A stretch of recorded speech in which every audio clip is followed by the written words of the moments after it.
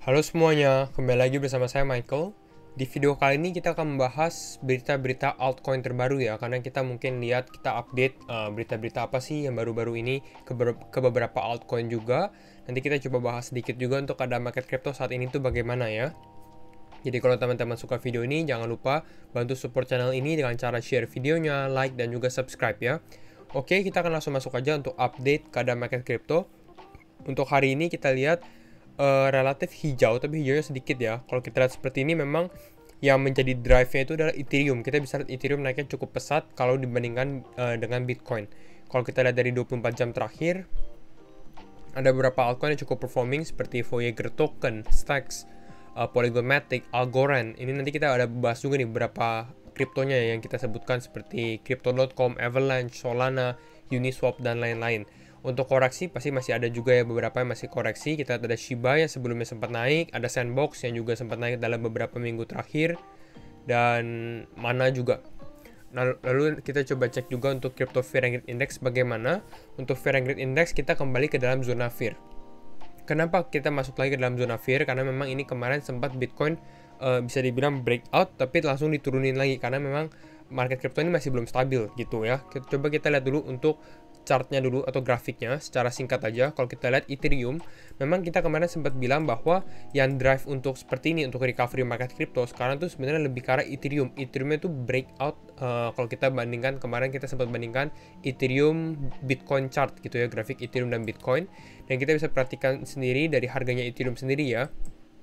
All time high Ethereum itu di sekitar 44.800-an, dan ini kemarin sempat hanya beda sedikit, hanya beda sekitar 1,9% lagi sebelum all time high, dan sekarang ini sempat terkoreksi. Nah, kita lihat nih, mungkin apakah dalam beberapa hari ini Ethereum bisa melanjutkan kenaikannya lagi.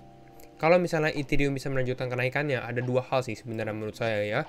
Yang pertama, berarti mungkin Bitcoin dominance-nya juga akan turun lagi ya. Kita bisa perhatikan juga Bitcoin dominance-nya, karena Ethereum ini adalah altcoins-nya juga. Jadi kalau misalnya Ethereum turun, kalau Ethereum naik, biasanya itu akan membuat Bitcoin dominance juga turun gitu ya. Kita bisa perhatikan juga di saat Ethereum naik gitu ya, kita lihat Bitcoin dominance-nya turun. Dan ini yang kita mau. Kenapa? Karena altcoin lebih bagus performance-nya. Dan kita lihat sekarang ini lagi ada bounce atau lagi ada recovery sedikit di Bitcoin dominance karena turunnya memang sudah melebihi target kita juga ya. Kita sempat membuat target di sekitar 41,92, sekarang udah turun. Dan saya memang expect semoga Bitcoin bisa bounce dulu gitu. Jadi Bitcoin bisa kembali naik, naikin dominance-nya juga, lalu kita baru kembali turun biar tetap sehat. Kira-kira gitu. Lalu kalau kita lihat dari Bitcoin sendiri, kalau kita lihat dari Bitcoin, kalau kita perhatikan Bitcoinnya juga, nah kita bisa perhatikan di sini, Bitcoin kemarin sempat keluar dari bisa kita bilang resistennya dia, tapi dia tidak berhasil bertahan ya di sini. Dan sekarang ini lagi mau mencoba lagi nih, apakah dia bisa breakout atau enggak gitu ya. Dan sempat kita mention juga sebelumnya kemarin bahwa Bitcoin ini lagi potensi membentuk inverse head and shoulder yang bisa kita lihat dari left shouldernya, head dan right shouldernya. Dan kalau misalnya ini bisa terbentuk, mungkin ya next targetnya untuk Bitcoin bisa kita tarik targetnya kalau seperti ini ya, mungkin bisa kembali lagi ke sekitar 64 ribuan gitu ya, 64 ribu dolar kalau misalnya potensi teknikal ini berhasil gitu. Nah, sekarang ini benar-benar lagi diambang sih. Kita bisa perhatikan nih ya, Bitcoin di 57.900. Pertanyaannya adalah apakah momennya kuat untuk membantu push Bitcoin. Karena kalau Bitcoin breakout, rata-rata harusnya altcoin juga lebih cukup positif juga sih gitu ya. Nah, itu untuk Bitcoin. Sekarang kita masuk aja untuk beberapa berita altcoin ya. Sempat kita bilang tadi bahwa Ethereum lagi naik gitu ya. Nah, sekarang pertanyaannya adalah kalau misalnya Ethereum naik, kira-kira money flow-nya kemana gitu, atau kripto-kripto apa yang ada efek terhadap Ethereum. Salah satunya pasti adalah decentralized application, aplikasi-aplikasi yang di dalam Ethereum seperti Uniswap atau decentralized exchange-nya dan maupun layer 2-nya gitu ya. Dan kita tahu Ethereum layer 2-nya ini cukup besar juga. Kita bisa perhatikan di sini ada beberapa seperti Optimism, Arbitrum, Boba, OMG, Loopring atau LRC, ada Polygon Matic dan lain-lain gitu ya. Jadi mungkin ini beberapa yang bisa terkena efek juga dari kalau misalnya Ethereum sempat akan rally naik gitu ya. Jadi teman-teman bisa perhatikan layer 2-nya Ethereum. Sempat kita mention juga Polygon Matic lagi masuk ke dalam era yang baru. Lalu itu untuk Polygon, kita masuk lagi beritanya lagi, ini ada Polygon lagi, 21 shares to list Europe first Polygon ETP in Paris, Amsterdam. Jadi 21 shares ini juga cukup terkenal di dalam market crypto yang dia suka listing ETP. ETP itu apa sih? ETP adalah Exchange Traded Product. Jadi ini untuk crypto dan nggak semua crypto mendapatkan ETP gitu. Biasanya sudah masuk yang ada ETP-nya, bisa dibilang crypto-crypto yang fundamentalnya kuat, yang bagus juga, yang bisa di-back oleh institusi financial lah beberapa. Dan ini baru aja di share bahwa Polygon ini menjadi salah satunya. Ada 3 sih sebenarnya ya. Dan sekarang 21 shares now boast 20 crypto ETPs. Jadi hanya ada 20 crypto aja sih gitu ya yang ada ETP-nya. Kalau dari 21 shares. Nah, tadi kita bilang ketiga crypto itu apa? Ketiga crypto itu adalah 3 ETPs. Adalah Polygon, Automatic, ada Avalanche, dan juga ada Algorand. Algorand juga salah satu layer 1 yang menurut saya yang belum rally, yang belum jalan gitu ya, istilahnya yang belum pump besar, jadi cukup menarik sih untuk Algorand sendiri, dan fundamental juga cukup kuat. Jadi ada Polygon, Avalanche, dan Algorand. Lalu kita lanjut lagi ke beberapa crypto selanjutnya. Nah, Solana juga sempat mengalami cooldown period gitu ya, dan kita lihat nanti sekarang ini Solana lagi sempat bangun, apakah Solana bisa mulai rally lagi, kita mungkin bisa melihat. Kenapa Solana rally? Salah satunya ini adalah Grayscale launches new trust dedicated to Solana. Ini hampir sama juga, ada trust fund baru yang dari Solana sendiri. Grayscale juga sudah terkenal di dalam market crypto ya. Jadi pada saat dia partnership atau dia buka trust Solana, orang-orang jadi tambah on fire juga lah istilahnya, hype juga terhadap Solana. Dan ini menjadi 16 investment vehicle atau yang ke-16 gitu. Jadi ini juga hampir sama, nggak semua crypto masuk ke dalam investment vehicle atau funds-nya dari Grayscale juga. Hanya crypto-crypto yang fundamental kuat, yang ada backingan dan lain-lain gitu ya. Dan kalau kita dari Solana sendiri, Solana has enjoyed explosive growth in 2021. Memang 2021 ini menjadi tahunnya Solana sih. Kita bisa perhatikan dia dari awal tahun itu sekitar $1,5 dan sampai sekarang ini sudah sekitar 214, bahkan mungkin sekarang udah 220-an dolar gitu ya. Ini untuk Solana.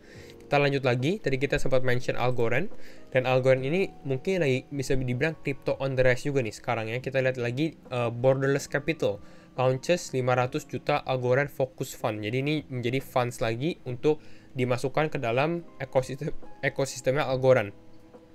Lalu ini untuk invest di mana? Invest di DeFi and NFT project built on the Algorand blockchain network. Jadi ini yang di dalam Algorand blockchain-nya, 500 juta ini dari Borderless Capital. Jadi cukup menarik juga. Dan ini cukup besar juga. Tapi bukan hanya ini untuk Algorand, kita lihat satu lagi, ada Citi atau Citibank Veteran launches 1,5 billion dolar. Ini sekitar 1,5 miliar dolar lagi. Ini crypto funds juga. Ini juga masuk lagi ke dalam Algorand lagi as strategic partner gitu ya. Jadi cukup menarik, mungkin teman-teman bisa melihat Algorand juga. The fund includes a play to earn gaming arm that will be headed by former Goldman Sachs. Jadi ini funds-nya ini akan dibagi ke beberapa hal. Salah satunya gitu ya, salah satunya adalah untuk bidang gamingnya atau play to earn. Jadi kalau teman-teman yang lihat play to earn, metaverse dan lain-lain, ini untuk here to stay lah istilahnya ya, bukan hanya hype lalu hilang gitu. Jadi ini memang untuk jangka panjang juga, dan memang ya kita lihat lah dari Facebook, Meta, dan rally-nya juga dengan Metaverse ya. Jadi ya ini bisa menjadi peluang baru juga untuk Metaverse. Dedicated play to earn gaming focus, salah satu funds-nya gitu ya, dari total 1,5 miliar dolar.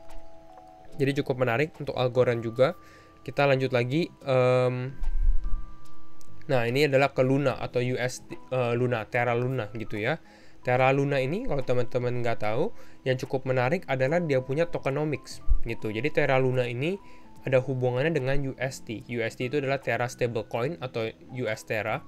Dan stablecoin ini kan seharusnya kan satu UST, satu stablecoin biasanya itu $1 gitu ya. Jadi value-nya itu tetap. Dan Luna ini menjadi salah satu yang menggunakan algorithmic stablecoin. Jadi di saat demand UST-nya naik gitu ya. Nah, Luna ini akan di-burn. Untuk apa? Untuk menyamakan stablecoin-nya istilahnya ya, biar tetap sama, biar satu USD tetap $1 gitu. Jadi ya dengan seperti ini, kalau misalnya demand-nya naik, yang kita lihat sekarang, demand stablecoin-nya naik, makanya Lunanya di-burn, makanya harga Luna juga naik gitu. Jadi secara fundamental, tokenomics Luna itu menarik sekali, dan bukan hanya itu doang. Kita bisa perhatikan juga ini ya, DeFi-nya, bahwa ekosistemnya Luna gitu ya, ekosistem Luna juga lagi naik. Salah satunya di decentralized finance-nya dia gitu. Dan Luna ini baru mau rilis dia punya decentralized exchange pertama yang namanya adalah Astroport gitu ya, Astroport. Jadi bisa cukup tertarik, nanti mungkin kita bisa bahas juga untuk Luna. Dan walaupun sudah rally, mungkin menurut saya masih bisa naik lagi sih, tapi teman-teman harus perhatikan juga ya secara teknikalnya bagaimana. Ini untuk Luna. Kita masuk lagi ke crypto.com. Crypto.com ini juga sempat banyak sekali partnership, dia baru aja beli arena baru gitu ya. Dan sekarang Crypto.com buys IG stakes in Citadel Pix6 back exchange. Jadi ini juga menarik, ini bukan Instagram ya, IG, tapi ini kita lihat juga lebih detail lagi bahwa ini Crypto.com membeli exchange kecil di Amerika lah istilahnya ya. Di sini ada yang namanya North American Derivative Exchange, ini untuk derivatifnya yang namanya NADEX NIGs gitu ya. Dan ini bayar membeli sahamnya sekitar 40% stake in the small exchange seharga 216 juta dolar in cash dia belinya ya. Jadi ya ini exchange kecil, dan crypto.com ini memang salah satu crypto yang exchange yang lagi dominasinya di Amerika, juga lagi trending sih gitu ya. Dan ya ini untuk crypto.com. Kita mungkin masuk lagi ke Ocean Protocol. Ini adalah salah satu altcoins yang bergerak di bidang Web3 dan juga AI dan data juga ya. Dan dia lagi naik, kenapa? Karena Ocean Protocol aja baru launching dia punya H2O. H2O ini apa sih? Ini juga cukup menarik. H2O ini adalah non-peg stable assets. Jadi ini aset yang stable juga, hampir sama seperti RAI atau DAI. Ya, kalau RAI atau DAI itu bisa dibilang ini di collateral sama Ethereum gitu ya. Sedangkan kalau H2O ini akan dikorelarkan sama Ocean atau tokennya Ocean gitu ya. Jadi kalau misalnya seperti ini cukup menarik untuk kedepannya. Untuk Ocean sendiri cukup berprospek juga ya di bidang Web3. Dan ya pasti ada, kalau misalnya dikeluarkan H2O ada beberapa kelebihan juga ya. Yang pertama adalah kalau pada holder Ocean juga bisa stake Ocean juga ya. Dan ini bisa minting H2O token, itu yang pertama. Yang kedua juga menjadi provide liquidity lagi. Liquidity-nya jadi naik. Dan ini akan menjadi demand untuk Ocean tambah tinggi. Kalau misalnya Ocean punya demand tinggi, bisa dibilang mungkin harga Ocean juga bisa naik. Gitu, jadi teman-teman bisa analisa juga Ocean, cukup menarik. Ini adalah dia punya Twitternya ya, Ocean New Order H2O. Lalu kita lanjut lagi. Ada ini Uniswap ya. Uniswap juga ada ETP, tapi ETP ini di launching sama DeFi Technologies gitu. Jadi ini beda perusahaan juga, tapi Uniswap juga menarik lah ya. Dan ini ETP-nya di launching di Eropa, khususnya di bagian Swedia. Lalu kita lanjut lagi Chainlink. Chainlink juga salah satu koin fundamental yang belum rally gitu ya. Kalau teman-teman sabar, mungkin Chainlink bisa menjadi untuk investasi juga gitu ya. Dan Chainlink di sini dibilang bahwa becomes most traded token among whales. Jadi whales ini lagi mungkin bisa dibilang mengakumulasi atau mentrade Chainlink atau Link ya. Kalau kita lihat lebih detail lagi, Uniswap remains the most held token. Jadi Uniswap tetap menjadi nomor satu, tapi Link ini has the greatest trading volume. Ini menurut analisanya gitu ya. Trading volume paling besar, dan kalau menurut datanya juga buying power exceed selling pressure. Jadi lebih banyak orang yang mengakumulasi daripada yang menjual lah. Jadi ya bisa dibilang lagi tahap akumulasi, mungkin bisa aja tiba-tiba dia loncat gitu untuk Chainlink sendiri. Kita bahas sedikit soal Shiba.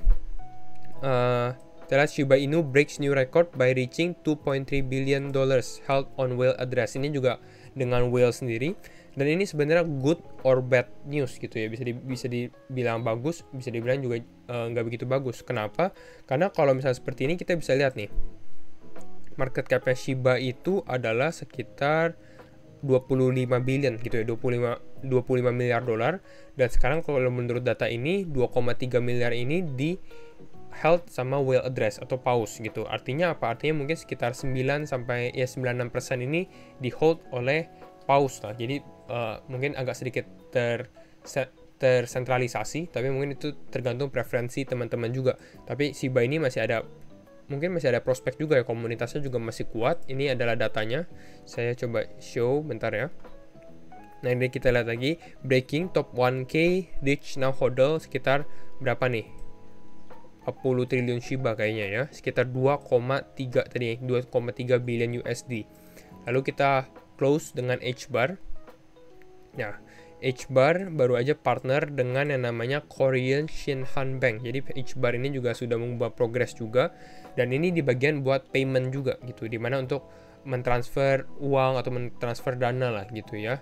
Dan ini menarik, dia sudah baru selesai, mereka melakukan proof of konsepnya, desainnya, dan lain-lain buat pengiriman uang internasional ke berbagai negara, dimana di Hedera Network. Dan kelebihan dari Hedera adalah apa? Fee-nya kecil, lalu average transaction-nya juga cepat, sekitar 3-5 detik aja. Jadi ya mungkin menarik untuk H-Bar sendiri. Itu saja sih update soal beberapa altcoins, berita altcoins. Kalau misalnya teman-teman suka, jangan lupa like videonya, share videonya, dan juga subscribe ya. Thank you for watching semuanya, and see you in the next video. Bye-bye.